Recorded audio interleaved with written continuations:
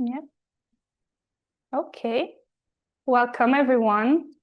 Thank you so much for being here on this very special day, which is the closing ceremony of the Your Future in Green Jobs Mentorship Program.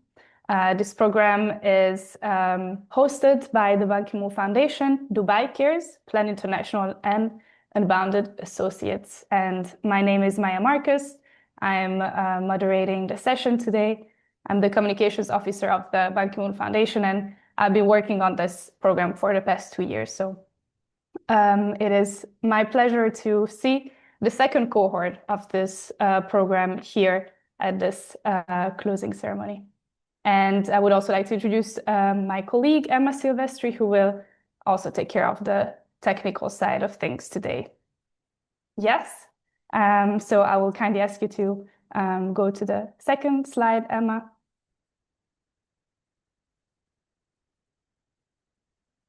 Thank you so much. So today we are here because we are celebrating your achievement in this program. We are celebrating milestones that you have gone through in the past 7 months. We have started this program back in June, and today we're here because we have successfully finished the program. So today I will run through the agenda of the ceremony. First, you will hear keynote remarks by Monica Fröhler, who is the BKMF CEO. Then we will go into opening remarks by Abir Farah from Dubai Cares. Then we'll go through a quick recap of the program. And finally, we will go through the exciting part of the whole event, which is presenting your projects and your achievements in the past months through some highlighted video pitches and some project presentations as well. We'll also go into breakout rooms, which is going to be the more interactive part of the event.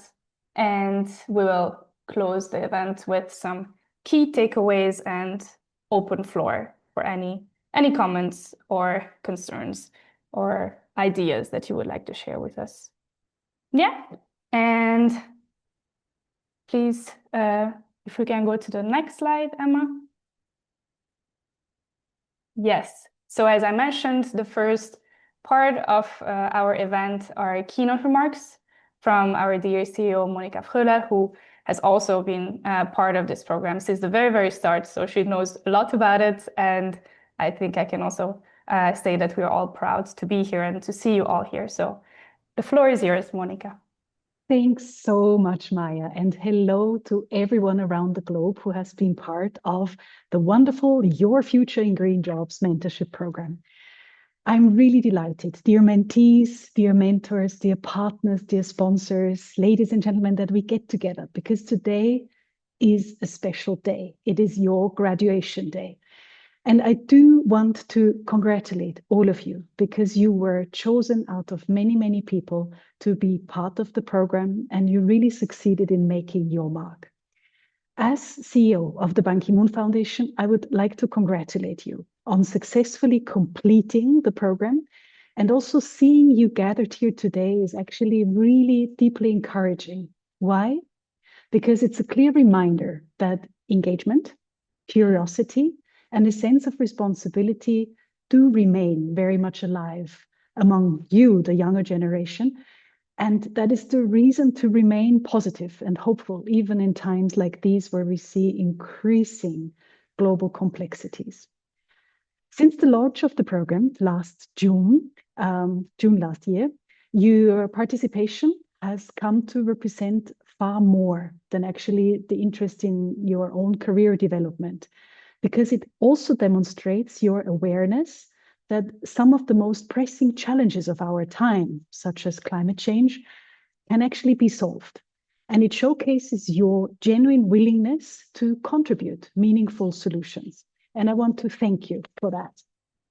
We also have witnessed your creativity and your commitment and your readiness to learn, to have a positive impact on your communities, on people around the world.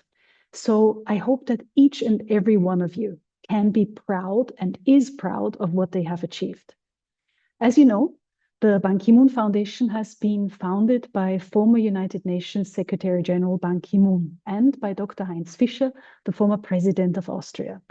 They're close friends, and they decided already years ago that they want to dedicate their time to empower youth and women to take an active role to advance the Sustainable Development Goals. And what we see here today is exactly that idea translated into practice with a future in green jobs, with this mentorship program. You serve as a concrete example of how global responsibility can actually be put into practice through education, mentorship, and practical engagement. So at this point, it would be amiss not to express our sincere gratitude to Dubai Cares. Dubai Cares, with their dedicated support, have made this program possible. And it is their commitment to education and youth empowerment and sustainable development that I think deserves the appreciation of all of us. Now, dear mentees, dear mentors, dear partners, this program was designed with a clear vision. We wanted to connect young people who are beginning to reflect on their future careers with experienced and global experts, and importantly, to allow all of you to learn beyond theory. So in practice, that meant that you started off with virtual expert workshops and you gained insights into concepts of what are green jobs, what does it mean for the broader transformation of economies. But then this knowledge was actually translated into action because you developed and implemented your own SDG micro projects. And you were supported by your mentors and sometimes also the team of the Ban Ki-moon Foundation. Now, your SDG microprojects, they really reflect an impressive range of approaches. I was struck by examples such as teaching girls the basics of solar energy in Jordan, or developing artificial intelligence-based mobile applications for early detection of skin cancer in Egypt, or raising awareness about health impacts of climate change in Zambia, or even producing sustainable beeswax candles in Switzerland. So these projects, you see, they differ in form and focus, but all share something essential. All of these projects demonstrate your ability to translate knowledge into action and engage in real-world problems, as complex and as frustrating as it sometimes seems. And not necessarily engaging with them with simple answers, but sometimes with very intricate and complex answers. Learning how to navigate such challenges is, in my view, maybe the most valuable takeaway of this program for each and every one of you. In this context, it's also worthwhile to recall that our selection process of this cohort was really competitive. So out of around 100 applications, only 22 participants between 14 and 20 were selected. And this is you, ladies and gentlemen, this is you. Together, you represent a remarkable diversity of experiences, talents, but also perspectives. You come from countries as diverse as Cameroon, Egypt, India, Indonesia, Jordan, Lebanon, Nigeria, Pakistan, Panama, Philippines, Poland, Sri Lanka, Switzerland, the United Arab Emirates, and Zambia. So you are a little UN in itself. This diversity is more than a simple fact. It's a genuine strength of this program, enabling deeper understanding of global challenges, and is not only in abstract concepts, but in the realities that are experienced in different regions and in different societies around the globe. So, although today marks the formal conclusion of this mentorship program, I'm convinced that it does not mark an end. Rather, it marks the continuation of a path shaped by the skills, the perspectives, and the experiences that you have gained over the past months. So we truly hope that you now feel better equipped to contribute to the green transformation. So allow me to express, as my last kind of wrap up, our thanks to all of you, dear mentees, for your commitment, to all of the mentors for their guidance, to all of our guest speakers and partners for their expertise, once more to Dubai Cares for creating the possibility of bringing all of us together, And of course, big thanks to the Ban Ki-moon Foundation team, particularly to Anna and to Maya, who made this cohort possible, and to your dedication and professionalism working together. I very much look forward to following your future paths and to seeing how you will continue to shape climate action and sustainable development in the years to come. Thank you very much and all the best for your future.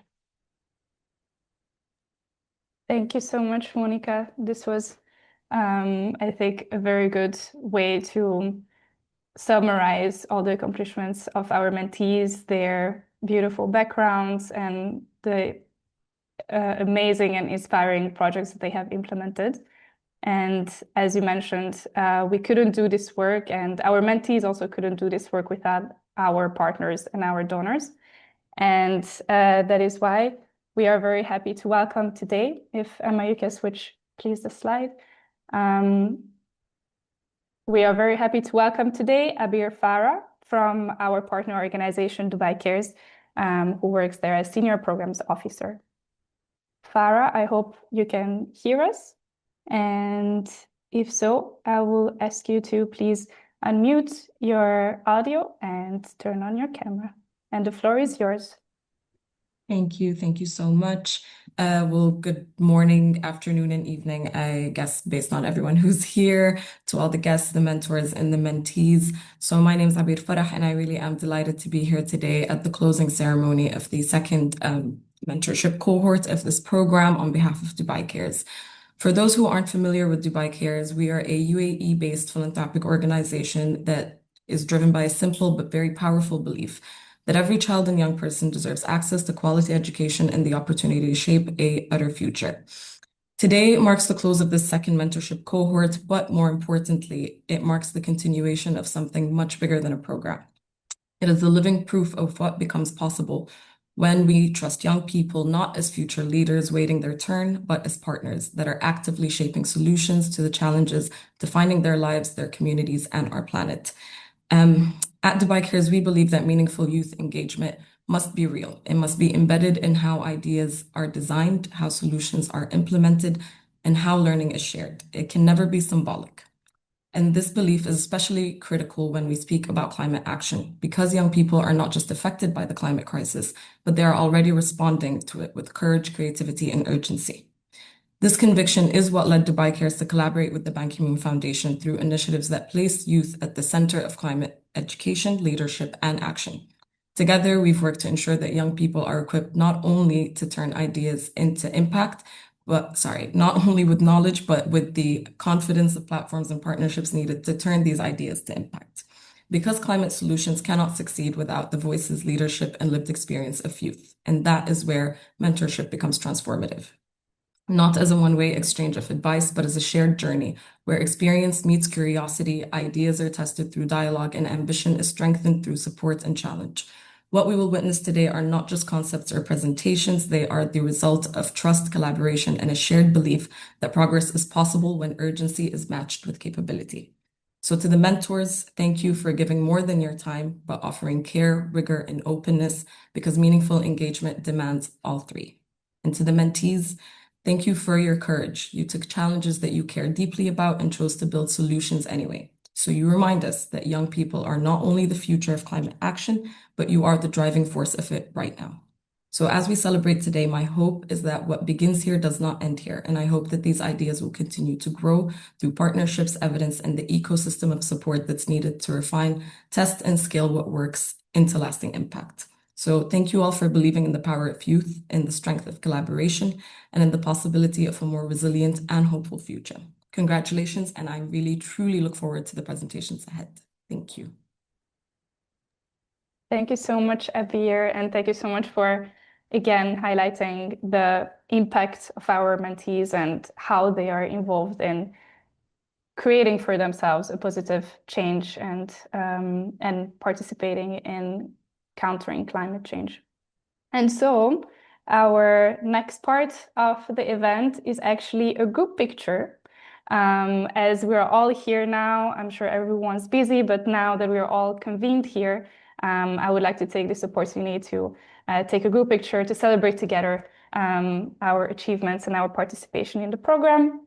So Emma will kindly take a group picture of us. I ask you to please also turn on all your cameras, and she will explain the next steps.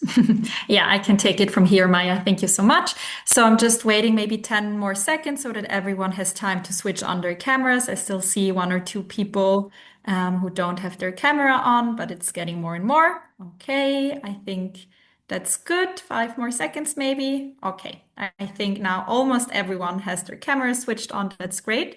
So what I will do now is I will just count you in. So basically 3, 2, 1, and then we can take kind of a normal picture and then maybe another fun picture where we can clap or make hearts or whatever.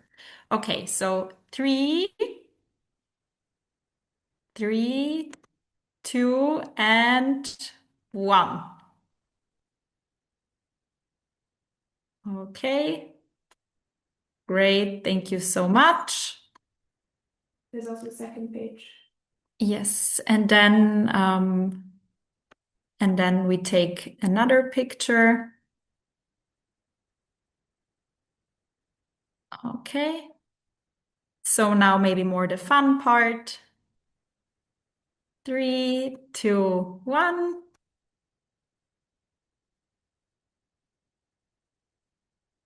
Great. Thank you so much, everyone. And yeah, giving back to you, Maya. Thank you so much, Emma, and thank you for coordinating this group picture with so many people in different time zones and different locations. So that's wonderful to see everyone on the screen at the same time. And now I would like to jump into the next part. If you can kindly switch the slide.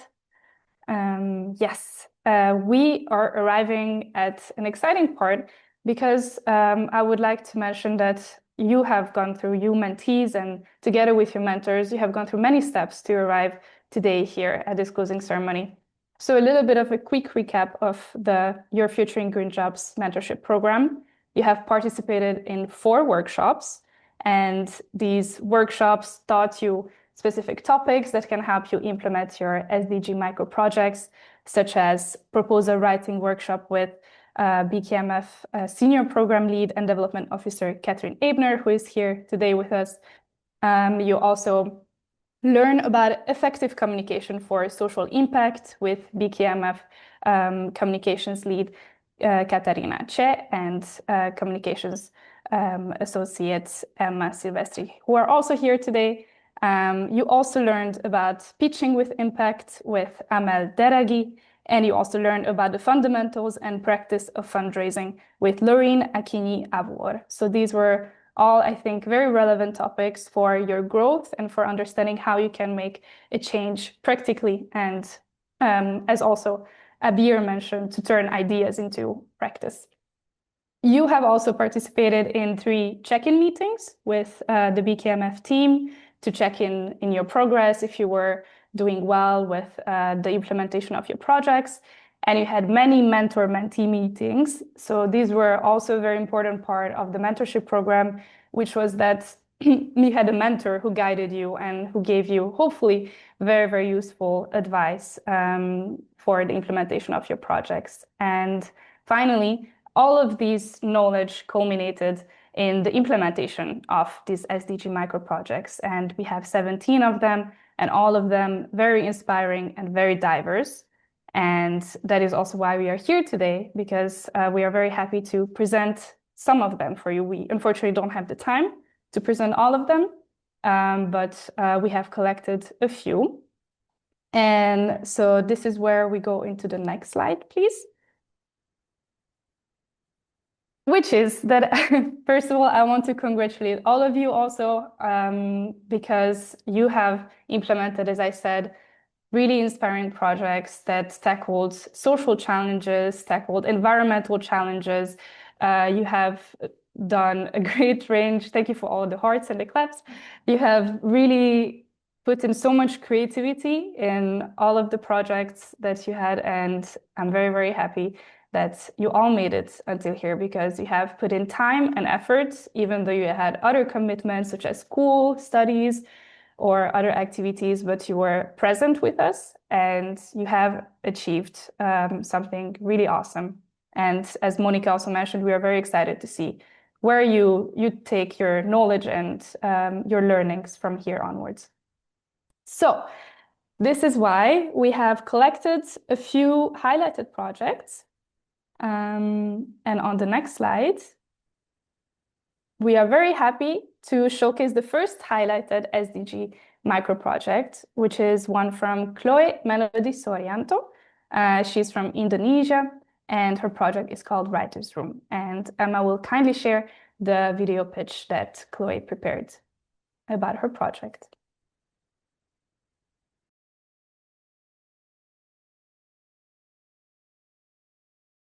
To hit our 1.5 degrees Celsius climate goals, the International Renewable Energy Agency projects that we need 45 million new energy sector jobs by 2030. But right now, the system is ridiculously rigged. A brilliant student opens an application for a global opportunity and sees US residents only, or at least a $15 application fee. That's 250,000 rupiah, meaning it's a tenth of the monthly minimum wage. We are literally pricing out the very minds we need to solve global issues. My name is Chloe, and I built Writer's Room to break down that barrier. Writer's Room was built from a shared frustration for students outside global hubs. We watch life-changing opportunities sail past us just because of our postal code or citizenship. It's never a lack of talent. Instead, it's a design flaw in the access system. And we surely won't fill those 45 million jobs if the pipeline starts with a do not enter sign for most of the world. So we built a 3-part engine. 1.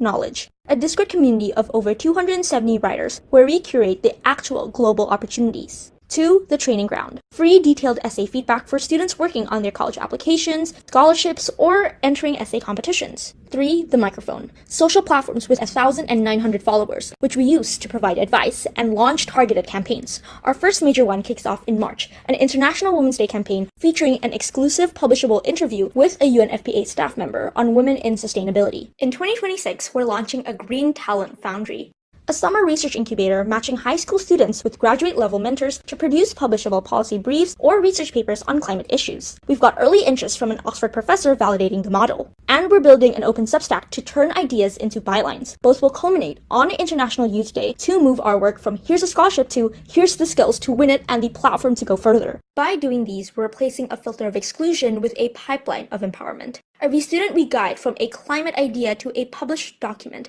is a direct investment into that bank of 45 million jobs. This is the foundational layer the green transition is missing: equitable access to the skills that make green careers possible. When I joined this program, the task was to envision your future in green jobs. But for students like me and the 278 others in Writer's Room's community, that future often feels like a blueprint where we aren't given the tools to build.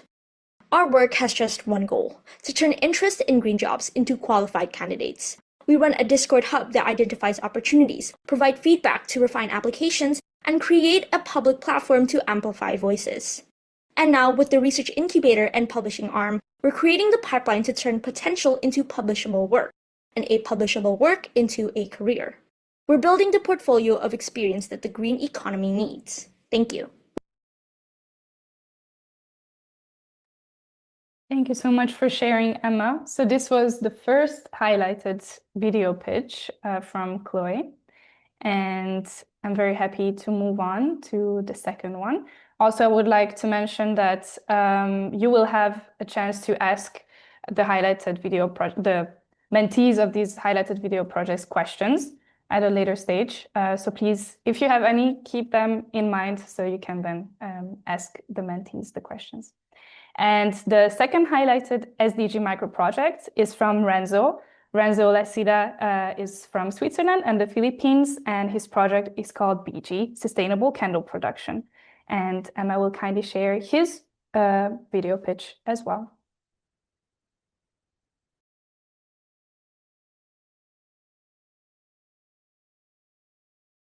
Scented candles are great, right? Well, not so fast. Petrol-based candles make up roughly 90% of the candle market. When burnt, these candles that are supposed to bring joy into the home release harmful chemicals, carcinogens, and carbon dioxide into our atmosphere. At the same time, we waste lots of valuable candle material every year, with up to 70% of the world's beeswax being wasted. Many of them just simply don't know what to do with their wax. Untreated beeswax ends up being left outside, acting as a pathogen vector that attracts pests and reduces bee colony survival. My mom and sister, they love candles. And so, I made it my mission to design a candle that protects them from the harm of contemporary candles, converts waste materials into a zero-waste product, and was both a good-looking and profitable way to fight against these problems. And this is the solution. To do this, I came up with BG, a mix of the French word for candle and the English word for bees. I've always been business-minded, but with the Ban Ki-moon Foundation, I was able to create my first sustainable MVP product. I learned to build my solutions off of real problems, systems mapping them in order to understand the larger impact of my project, trying my hand at building a website, and reiterating designs and shapes in order to create a product that I was proud to share with the world. And there were a lot of failures and improvements along the way, trust me on that. The final product that I made could be broken down into 6 parts. A mixture of beeswax and coconut wax that provides strength to the candle and allowed it to carry scents, a biodegradable cotton wick, homemade orange-infused scented oil, which was made from orange peel waste at my local grocery and was used to make my candles smell great, shredded paper taken from a paper shredder's waste bins, and all of that combined in a cute, eco-friendly outsourced cardboard box. The candles, when burnt, release over 70% less carbon dioxide than traditional candles and no harmful chemicals. But after each candle sells, we also plant a coconut tree in the name of the purchase to make the product net carbon negative. BG taught me independence and that actionable change doesn't need to be complicated at all. I was able to sell over 50 candles and plant the equivalent trees, but more importantly, I've been able to raise awareness on how the youth can start being changemakers today. Thank you to all of the people who have helped make this a reality. My mentor, Vinicius, the people at the Ban Ki-moon Foundation, my family, and the Villar Institute. A massive thank you to all of you. Thank you so much. Big clap also for Renzo for this amazing video. And I think we've been all inspired by these sustainable candles. Now I would like to move on to our next segment, which is going to be a presentation by one of our mentees. So as I said, we couldn't show all of the videos, but we have 2 presentations also from 2 mentees. And the first presentation is going to be, Emma, if you can please switch the slide. Thank you. It's going to be by Amaya Chopra, who is from India, and her project is called From Reach to Reef. So Amaya, if you can hear us, please. Yeah, hi. Great. Hi. Yes, then you can please share your slides that you can use also for the presentation. Yeah. Hi, I hope you can see it. Yes, it's perfect. The floor is yours, Okay. Amaya. Perfect. Hi everyone. I'm Amaya and I'm from India. And I'm really grateful to be a part of this program. And firstly, I would like to thank all of the mentors and especially my mentor Jello. He helped me a lot through my project. Now I'll start by telling you about my project. Basically, at the start of this program, I decided to do a project based on the ocean and the city around my house. But since I'm in college and I could not go to my home a lot, I switched to something which is nearer to me, where I can be engaged more physically. And that's when I chose to work on a larger, more urgent problem located near my college. So just a few hundred meters away from my college is this pond, and it's a central pond that once served as a shared water resource. And over this time, the pond has turned into a dumping site with untreated sewage, animal waste, plastics, household trash that flow directly into this pond through informal drain channels, or in India, what we call nalis. So this wasn't basically just an environmental issue. It affected the public health of the villagers around it, biodiversity, groundwater quality, and the dignity of the space itself. And most importantly, the pond is not isolated. Its water connects to larger drainage system, rivers, and eventually the ocean. This project is not something I did alone. It is the result of a collaboration support shared between my college community, especially through the Environment Ministry and the Climate Change Society at my college, along with the residents and authorities. What I'll be sharing is a collective journey and not an individual one, since um, it takes a village to correct things around us. And before planning any solution, we started by listening to the villagers and the people who live around the pond. We visited the pond repeatedly by walking around it, traced where the water entered, and spoke with the village residents, the local panchayat, which is the leadership. And people shared how once a pond was useful, but it slowly became no more than a drain. It started becoming smelly and started spreading diseases around. So the target group for this project was the residents of the Asawarpur village and the local artisans and vendors. So then our approach was based on three simple ideas.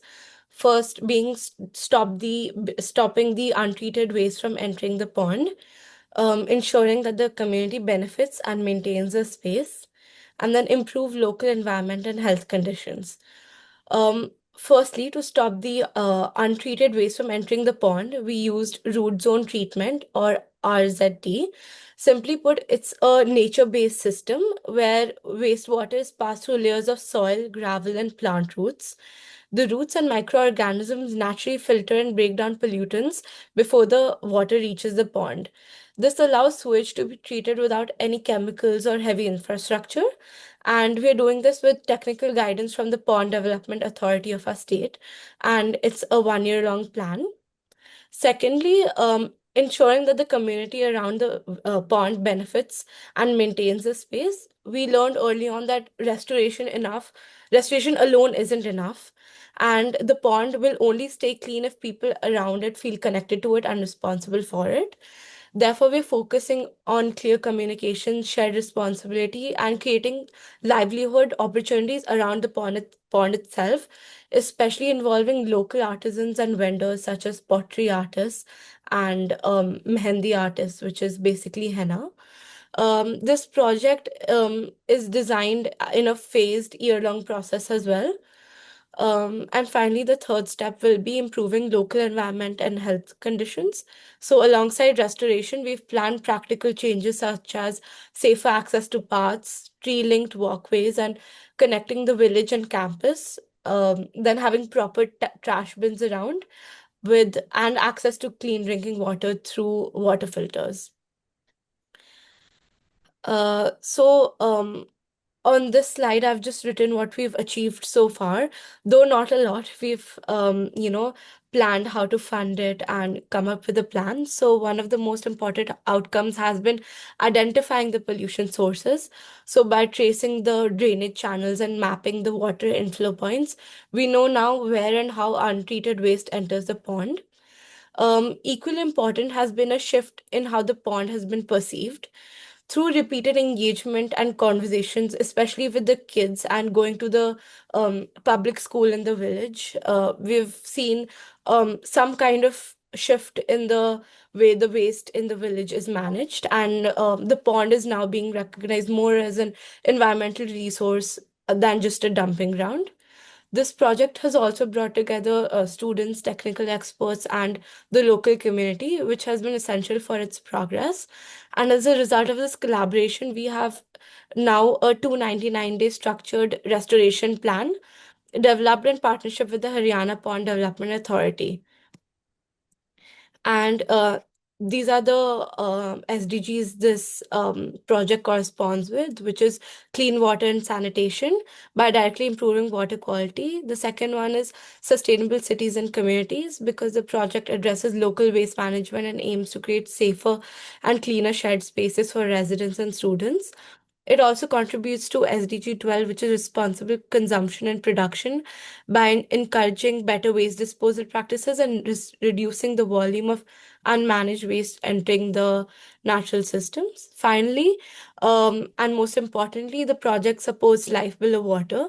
Although this is a pond level intervention, it addresses a much larger issue, land-based pollution. By stopping waste at the source itself, we prevent it from reaching ponds, lake, rivers, and eventually the ocean. This shows how local action can contribute to environmental goals. And lastly, looking ahead, the next steps are to continue monitoring the pond's health, fully execute the 299-day restoration plan, and strengthen the community-led maintenance so that the project can sustain itself. We also want to improve the documentation so that this approach can be replicated to other locations, to other villages nearby, and to integrate the environmental restoration with the local livelihoods.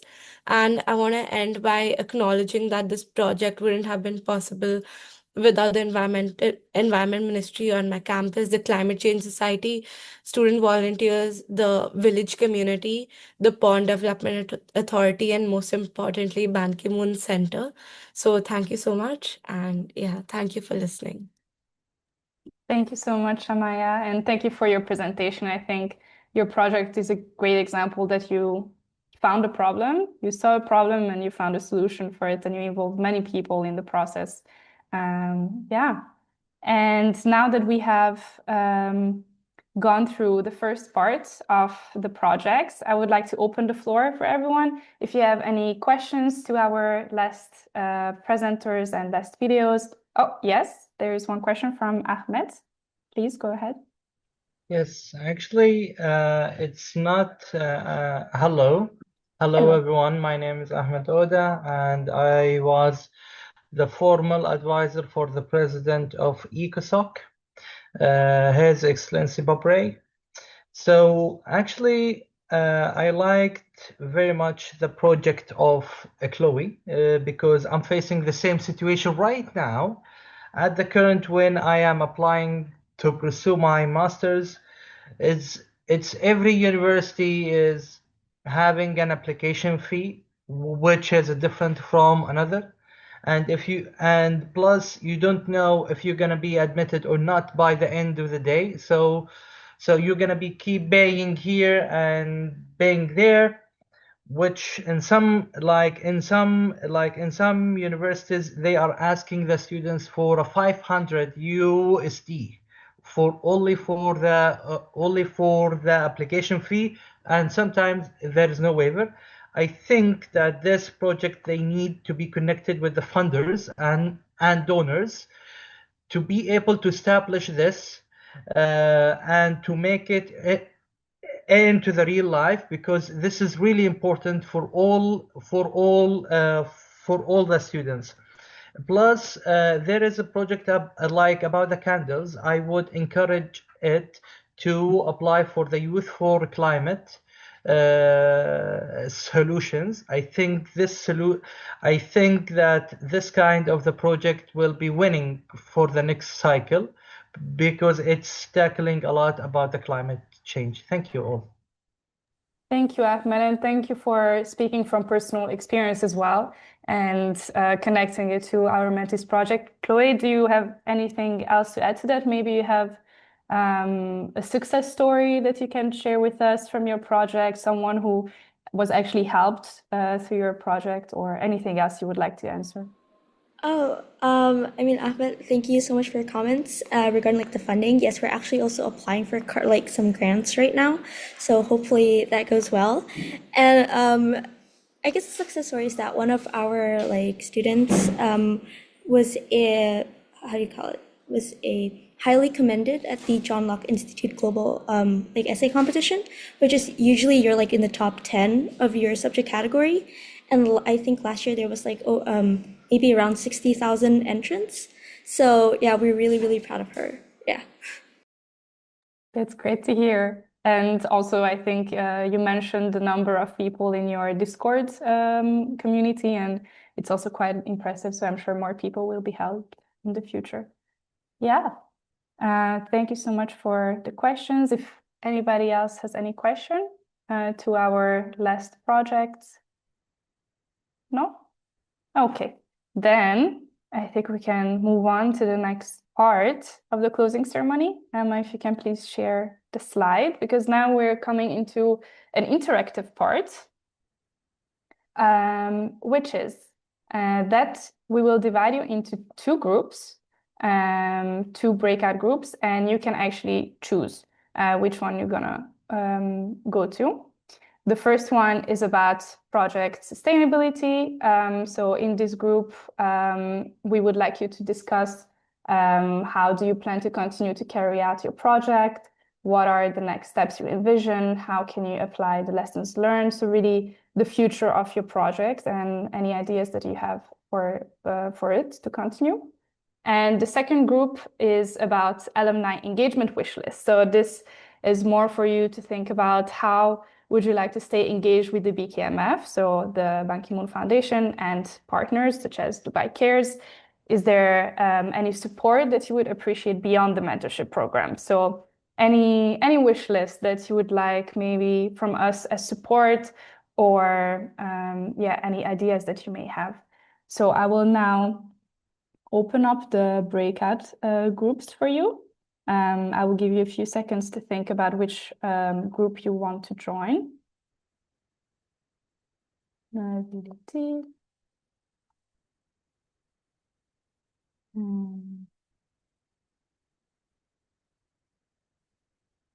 Yes, great. So I hope you had some time to think about which one you would like to go to. And in each group, please choose also a spokesperson, because then we will come back to the main room and one person kindly will share what the group's thoughts or wishes were.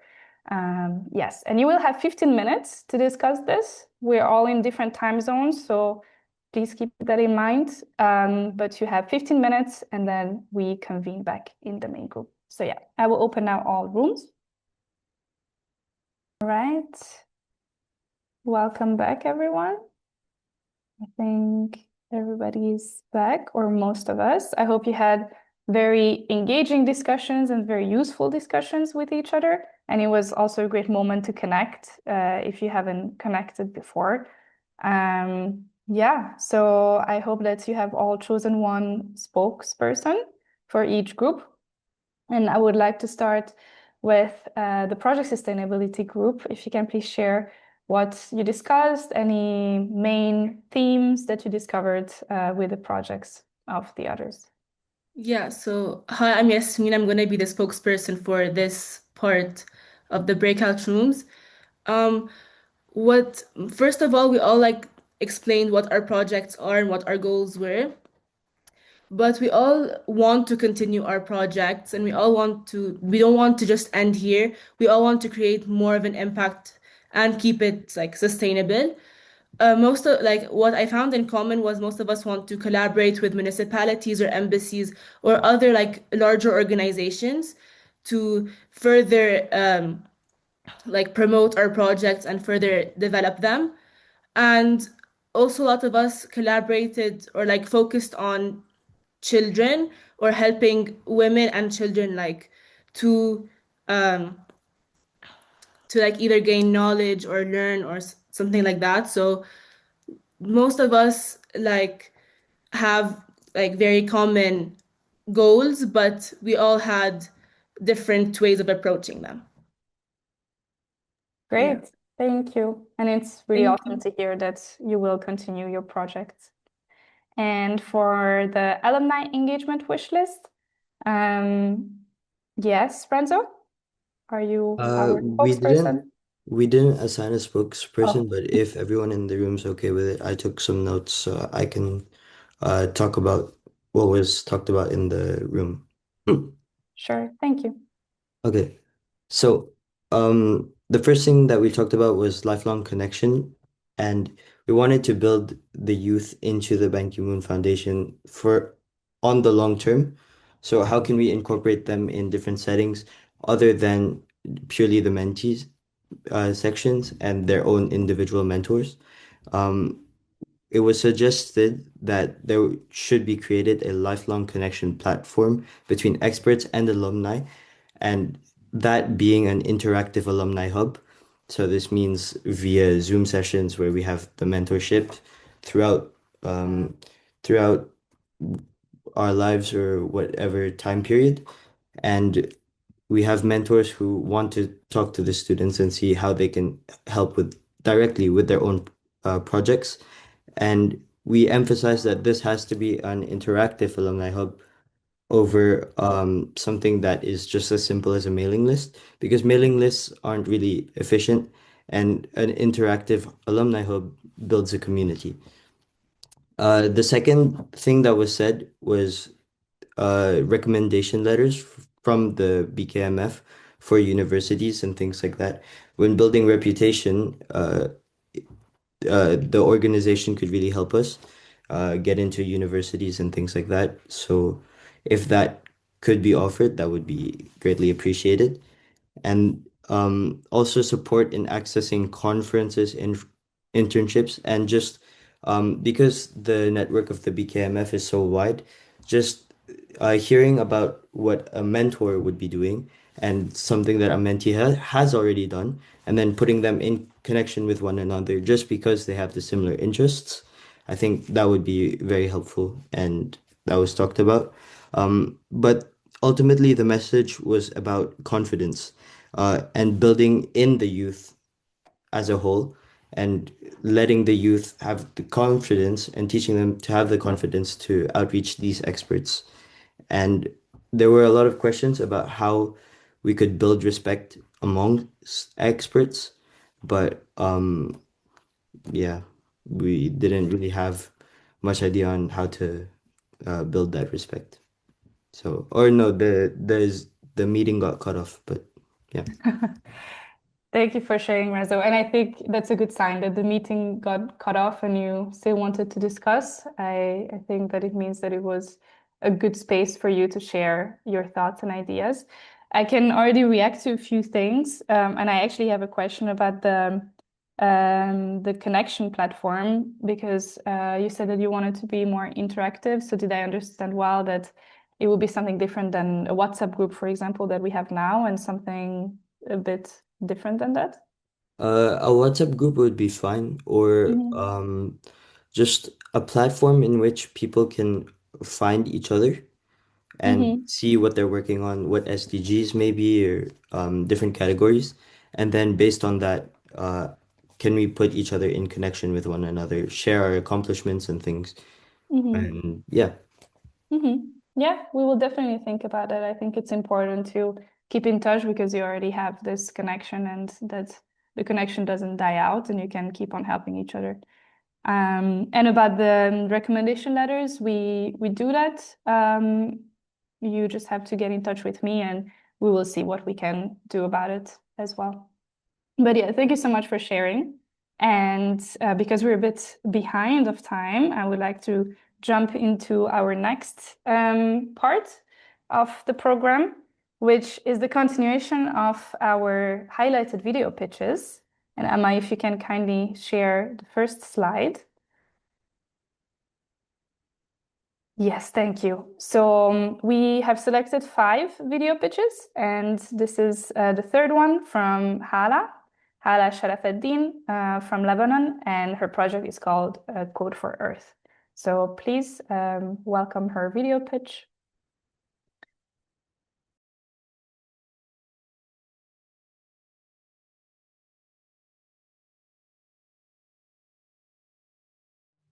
Hi, I'm Hala Sharafuddin, a Ban Ki-moon Foundation mentee for the Your Future in Green Jobs mentorship program. Girls in the MENA and South Asia regions are on the front lines of climate change, yet they face a significant gap in STEM and climate education. I believe digital literacy is the key to unlocking a new generation of climate leaders. That's why I created Code for Earth, a 3-day virtual workshop organized by my very own nonprofit, Code Her Way, in partnership with Shabab Lab. The main goal of this workshop was to empower girls to turn environmental awareness into digital innovation. We saw an incredible demand, with over 130 applications for only 50 spots, which shows just how ready young women are to lead in the green economy.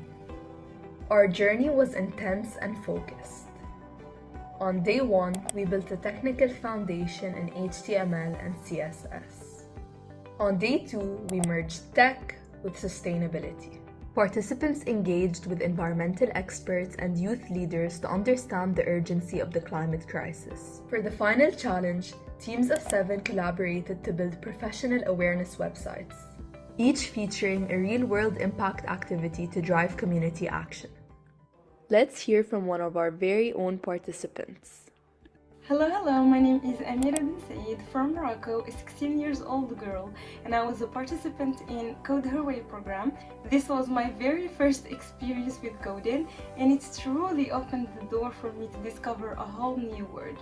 On the last day, we had a team competition, and my team created an awareness website about pollution, a problem we believe has serious impact on our planet.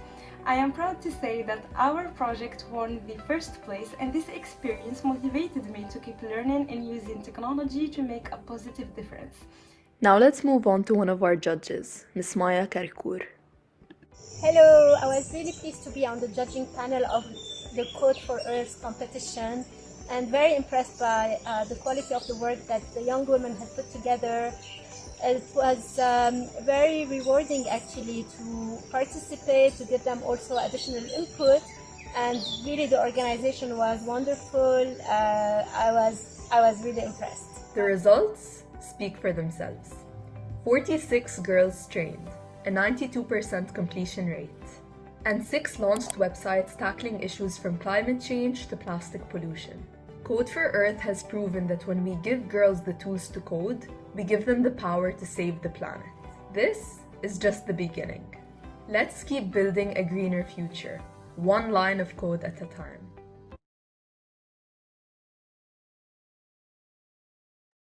Congrats! Thank you so much for this video. It was great to see your project. And we are moving on to the next one already, which is the highlighted SDG micro project of Rania Alauddin from Pakistan, and her project is called Urban Heat Watch, Fighting Rising Temperatures One Street at a Time. And Emma will kindly share the video pitch as well.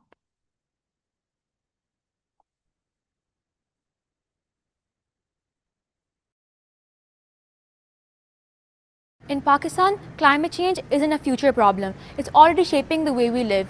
In winters, we face severe smog, but in summers, we face another issue, extreme heat. Temperatures in urban areas can rise to extreme extents, which can make life unhealthy and even dangerous. This heat is not felt equally. Lower income communities in dense urban areas which lack trees, have dark rooftops and concrete buildings. In these areas, heat is trapped, and what's known as the urban heat island effect is created. This makes urban heat not just an environmental problem but a climate justice one. My name is Rania Alauddin. I'm a student passionate about climate justice and fighting urban heat. This led me to start my project, Heat Watch. The goal of my project was simple: to raise awareness about the problems caused by urban heat and to fix these with low-cost solutions. To do this, I worked directly with lower-income households. The first thing I did is help paint rooftops white, which helped reflect sunlight instead of absorbing it. This is a known method that helps reduce indoor temperatures. The second thing I did was help plant trees in empty streets. This creates shades and builds long-time resilience against urban heat. By doing this, it helped me significantly reduce ambient temperatures, which makes daily life easier for people to live.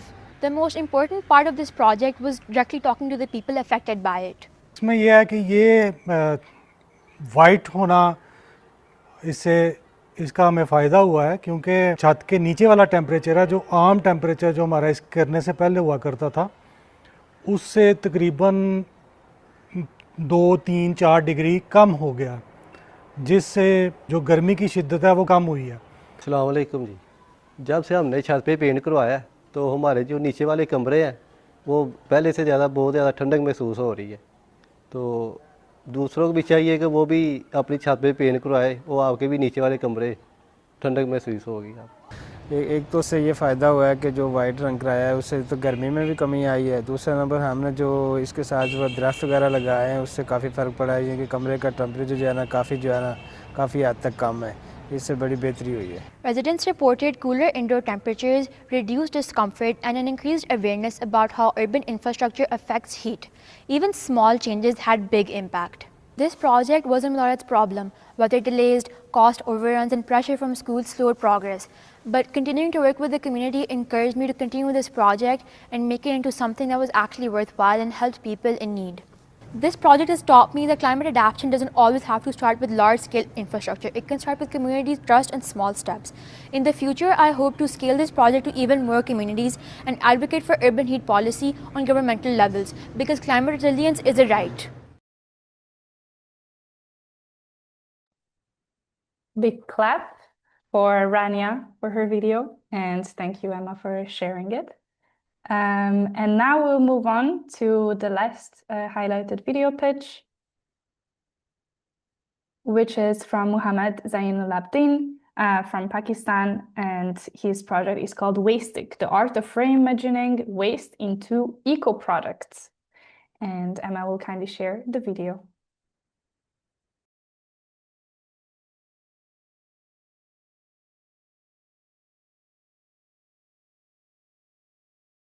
Hello everyone, my name is Mohammad Zainul Abdi. I am a chemical engineering student from Pakistan and a mentee of Your Future in Green Job Mentorship program by Ban Ki-moon Center.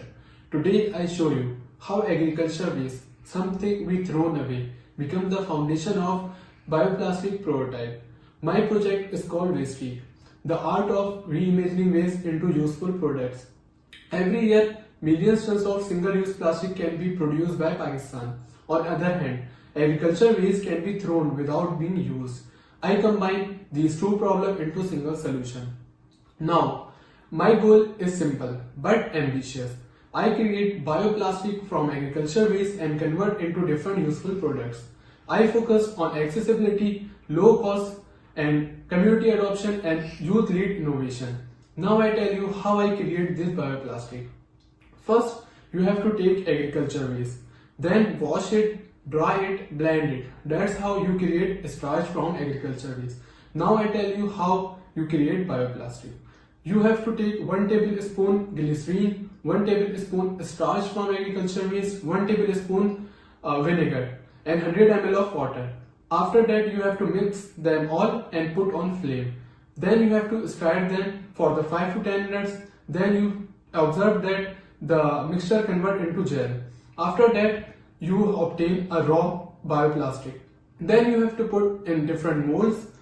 That's how you can get the different useful products. Now I tell you how I failed in this project. I failed 3 times. Basically my prototype cannot be obtained strength and shape. But due to guidance of my mentor from Ban Ki-moon and guidance of my professor from university, I changes in formulation, and in my 4th attempt I can create the bioplastic prototype. What I do beyond this prototype? I make a step-by-step video guide for others to replicate the same process, and also collaborate with the Enlightism and shoot a podcast to motivate the young generation to take action for climate change. My project target SDG 9, SDG 12, SDG 13 and SDG 17. Now what is my future goal? My future goal is to convert this project into a startup and make this prototype into large quantities and sell it into vendors and restaurants. This is not a project. This is a sustainable change in future. Thank you. Big clap also for Muhammad and his video. I particularly liked how you depicted the step-by-step of how to make these products, so we can all learn from you. So these were our highlighted video pitches, and I would like to conclude the project's presentations part with one presentation from our mentee Yasmin Hayek from Lebanon, and she will explain her project Plastics Repurposed. And the floor is yours. If you need any help with the slides, let me know. I'm sharing my screen. Can you see? Yes, all good. Hi, everyone. I hope you're all doing well. Today, I was given the opportunity to present my SDG micro project, Plastics Repurposed, Giving Plastic a New Life. So first, let me introduce myself. My name is Yasmin Hayek and I'm from Lebanon. I am a grade 12 international baccalaureate student at Bermana High School. So today I'm going to be discussing to you about my journey here in the Your Future in Green Jobs mentorship program. First, I will be discussing the problem that I was solving, the objectives of my project, the methodology, timeline, the challenges I face, and the results and the impact. So, first of all, plastic pollution is a major environmental issue, especially in Lebanon, because plastic waste accounts for 13% of municipal solid waste and only 8% of it is recycled, which is why large amounts of plastic waste end up in landfills or in the environment where they take hundreds of years to decompose. This is why I wanted my SDG micro project to solve this problem. My project had three main objectives. The first one is to reduce plastic waste through recycling, then to create functional public benches from recycled plastic, and to promote jobs and sustainable practices at my school and in my community. So how are the benches actually made? First, the plastic is collected. This plastic would have otherwise been disposed, and this plastic is broken into small pieces. Then this plastic is heated and pressurized into molds, which is called injection molding. Then the bench components are cooled, and now the bench components can be made into actual benches. So the journey of my project started in July, where I proposed my project to my school principal, where he was so supportive about my project. Then I had meetings with Resico Beirut and Plastic Lab. Resico Beirut is the company my school collaborated with to recycle plastic, and Plastic Lab is the company that creates benches, tables, and many other stuff from recycled plastic. Then in the beginning of June, I started my Instagram and LinkedIn account to promote my project and promote sustainable living.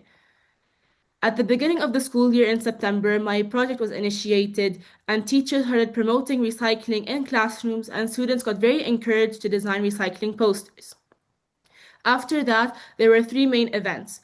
First, it was the Green Apple Day of Service event, which I collaborated with Dar al Handasa Sha'ir and Partners, a leading architecture and engineering firm.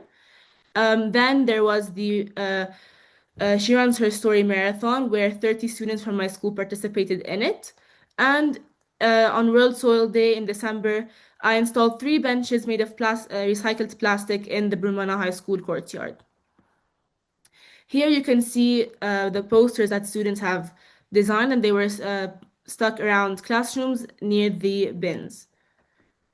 And here is the Green Apple Day of Service event.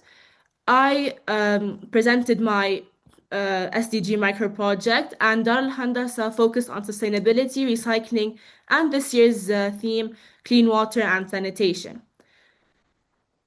Now here are some pictures from the She Runs Her Story Marathon. It was organized by the Beirut Marathon Association to promote women empowerment and a sustainable and healthy lifestyle. Now here's the World Soil Day installation of benches event. I invited my parents, the school principal, and the heads I collaborated with to install the benches in my school. So the main challenge I had to encounter was the lack of motivation and knowledge among the students at Bermana High School. Students either did not know much about recycling and the impact of plastic waste, or they weren't motivated and encouraged enough to recycle. But with my dedication and the right support from my mentor, the teachers at school, and my parents, my project came to life. Now, in the last 4 months at school, my school collected over 300 kilograms of plastic, and we're still collecting today. On Instagram and LinkedIn, my posts gathered over 5,500 views, which shows that my project reached many people and impacted many people. And at school, over 700 students are impacted either by gaining information about recycling through events, either through the new infrastructure that I put at school, or by participating in the marathon. Now, the SDGs my project helps solving is SDG 13 because plastic waste is reduced, SDG 14 because plastic waste is not being thrown into the Mediterranean Sea or into rivers in Lebanon, SDG 3 because plastic is not being burnt anymore, so there's less air pollution, SDG 6 because, as I said, less plastic is being thrown into the rivers, and SDG 12 because plastic is now being considered as a raw material instead of just waste. For future events, we are participating in a recycling competition and we're still going to continue recycling. I'm organizing a Green Champions competition for students in grades 4, 5, and 6 at my school in collaboration with Dar al Handasa, where they're going to be making items out of items they would usually throw away to promote innovation and sustainability, and I'm going to be a part of the jury. And I'm going to be collaborating with municipalities to upscale my project. Now, before concluding, I'd like to thank the Ban Ki-moon Foundation for giving me this opportunity to develop my project, my mentor, Ms. Shomi Chowdhury, for giving me a lot of motivation, and my parents and the Brumana High School principal and heads for supporting me along the way. Thank you so much. Thank you so much, Yasmin, for presenting your project. It's great to see that you will also continue it in the future and that you have already some events planned. And of course, thank you to your mentor as well for guiding you in this journey. Yeah, so now we have concluded our presentation of projects. As I said, everyone's project was really amazing, but unfortunately, we don't have time to showcase all of them. But I will come back to that later on. First, Emma, I would kindly ask you to share the last slides that we have prepared for you.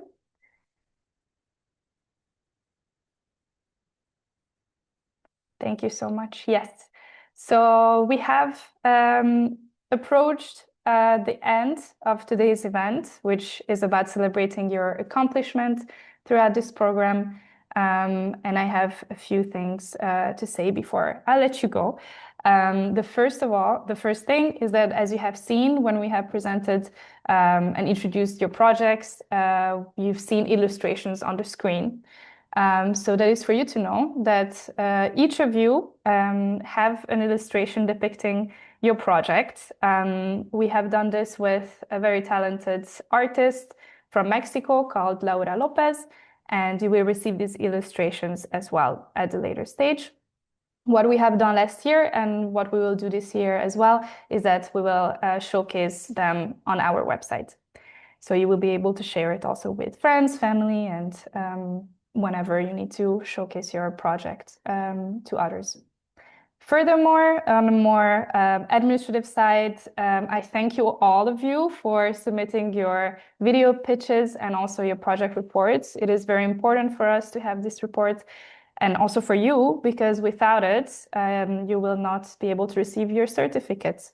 So the project report is a pre-requirement for the certificate, and this certificate is there for you to again prove that you have participated in the last 7 months at the BKMF program, which is the Your Future in Green Jobs event. Yes, Ahmed, you have your hand raised. Yes, thank you. Actually, what I would like to see after this program is being ended is because our mentors they are from the adolescent and they're gonna be going into the university soon. So I would like to know if you can give them a recommendation letter beside beside the certificate, because that's gonna be supporting them, especially for the undergrad for the undergraduate studies. I believe that because the admission process for the undergrad, it's very competitive, especially in the US and in Europe. So that could be very supportive point beyond the mentorship program. Yeah. Thank you.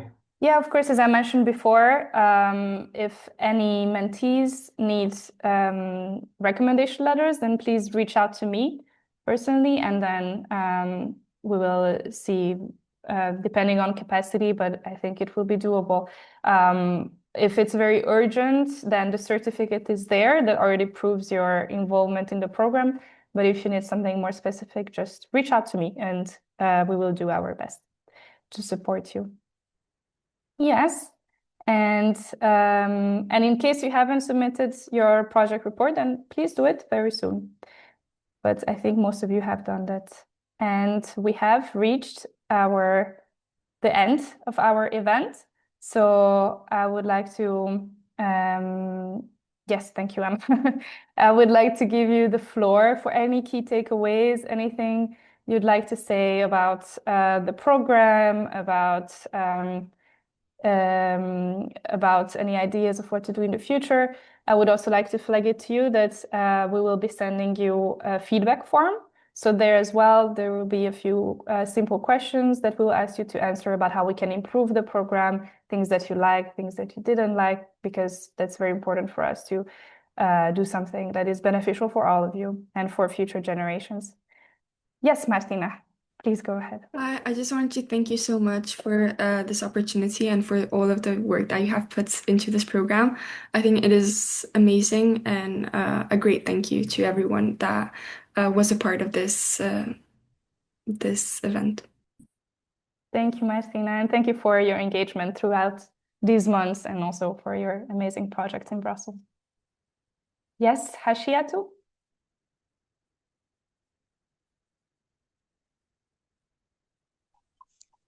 Greetings, everyone.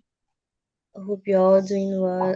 I'm just going to take a few minutes to say how grateful I am for this program. It has been a very insightful one, learning from the different experts, like the different one-on-one topics we had with our expert at the beginning, throughout having mentors that could guide us throughout our project. It was really a great one, and it also gave us more motivation to work out on our projects before the timeline, like get everything done, give a report. So I'm very grateful to the Ban Ki-moon Foundation, and thank you so much for your time and everything you put in place to make this program come to realization. So thank you so much. Thank you, Hashiatu. Thank you for your kind words, and it's always great to hear that this was a beneficial program for you. Yes, Salma? Hi, I just want to say thank you for all the BKMF team. Thank you so much for all the connections, all the help, all the late night replies, everything. Thank you very, very much. I'd also like to thank my mentor. I'm not sure if he's here, Elysius, but I would like to thank him as he has been a huge help to me and supported me through various things along my project.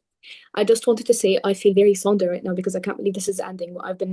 Me and my classmate, Claire Wara, have been working on this for almost a year now, maybe a year and a half, because we've previously done the Your Future in Green Jobs course, and we had a contact before that. Like, we were working on previous thing before we entered this internship program. So this has been such a long and amazing journey. Honestly, I cannot tell you the amount of memories that I've created while working on this, and the funny moments and the challenges, and everything has been amazing. And I'd also like to thank you for the opportunity. And I'm glad to say that many students in our school and many youth are very interested in this program, and they really want to do something to help the community, and they really want to work on the SDGs. And I just really felt how do I say, proud, and because we helped do that. You guys helped me do that, and I helped do that, and I just wanted to say thank you. Thank you, Salma. Thank you for being such an engaged participant in our cohort. And of course, as you said, without our mentors, it would also have not been possible. We also thank them for all the support and guidance that they gave you. And I'm very happy to hear that other people are interested in the program as well. So yeah, please share the word about our online course. Yes, Chloe?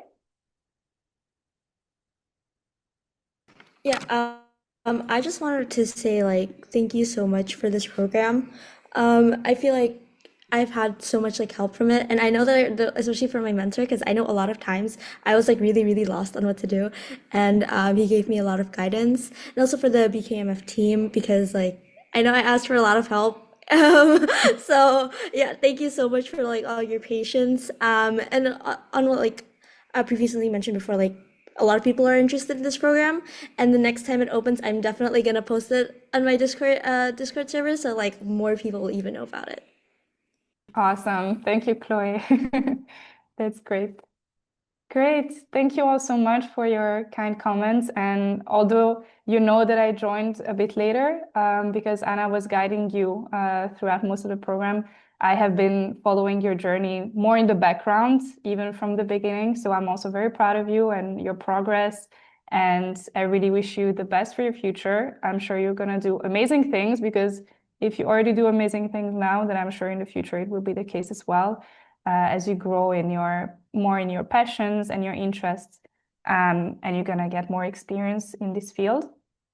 Yeah, so thank you all so much for being here also today, for celebrating the closure of the mentorship program.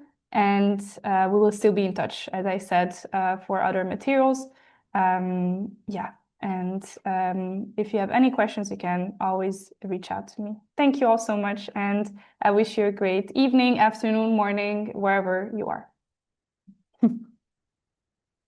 Bye-bye. Bye, also from my side. Bye. Thank you, Emma, for all the support. Yeah, of course. Bye-bye. Thank you so much. Bye.